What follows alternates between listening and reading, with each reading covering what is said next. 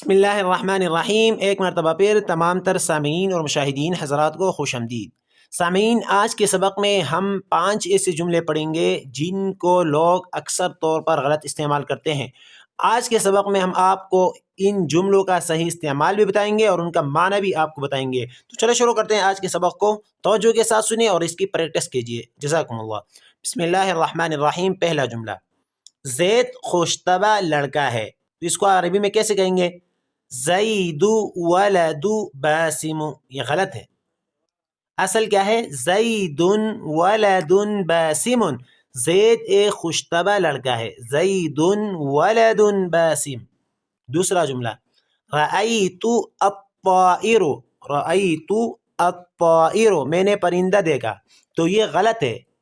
اصل کیا ہے؟ رأیت الطائر، میں نے پرندہ دیکھا۔ تو یہاں پر الطائر مفعول بہ ہے، یعنی یہ فعل فاعل مفعول بہ ہے، اور مفعول بہ منصوب ہوتا ہے، مرفوع نہیں ہوتا، اس لیے یہ پہلا جملہ غلط ہے، دوسرا صحیح ہے۔ تیسرا جملہ، انا ذهب، میں گیا یا گئی، انا ذهب، تو یہ غلط ہے۔ اصل کیا ہے؟ صحیح جملہ کیا ہے؟ انا ذهبت، کیونکہ یہاں پر متکلم کی ضمیر ہونی چاہیے۔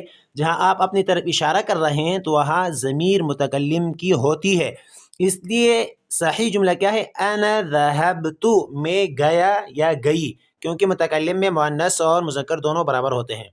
چوتھا جملہ، کتبت رسالۃ، میں نے ایک خط لکھا۔ رسالہ کہتے ہیں خط کو۔ کتبت رسالۃ، میں نے ایک خط لکھا، تو یہ جملہ غلط ہے۔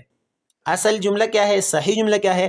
کتبت رسالۃ، کیونکہ یہاں پر رسالۃ مفعول بہ ہے کتب فعل کے لیے، اور مفعول بہ جیسا کہ میں نے بتایا منصوب ہوتا ہے، مرفوع نہیں ہوتا، اس لیے اصل جملہ اور صحیح جملہ کتبت رسالۃ ہے، میں نے ایک خط لکھا۔ پانچواں جملہ، ہوا یدرس کل یوم، وہ روزانہ پڑھتا ہے، تو یہاں پر یہ جملہ غلط ہے۔ صحیح جملہ کیا ہے؟ ہوا یدرس کل یوم، وہ روزانہ پڑھتا ہے۔ یہاں پر یومن یہ مضاف الیہ ہے، اور مضاف الیہ مجرور ہوتا ہے، مرفوع نہیں ہوتا، اس لیے پہلا غلط اور دوسرا صحیح ہے۔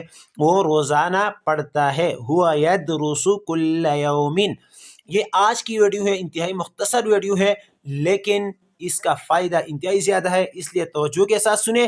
پسند آئے تو دوسرے کے ساتھ شیئر کرنا مت بھولیے۔ چینل کو سبسکرائب کیجیے۔ جزاکم اللہ۔